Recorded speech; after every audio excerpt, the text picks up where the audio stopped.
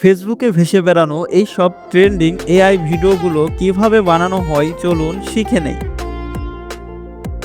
প্রথমে যে কোনো একটি ব্রাউজারে গিয়ে সার্চ বারে লিখবেন গুগল এআই স্টুডিও, লিখে সার্চ দিবেন, এমন রেজাল্ট আসবে। এরপর নিচে এসে দ্বিতীয় লিঙ্কে ক্লিক করবেন। ক্লিক করার পর এমন একটা ইন্টারফেস আসবে, এখান থেকে জেনারেট মিডিয়াতে যাবেন। জেনারেট মিডিয়া থেকে ভিওতে যাবেন।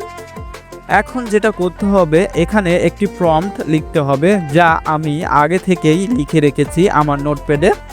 সেটা থেকে কপি করে এনে এখানে পেস্ট করে দিব।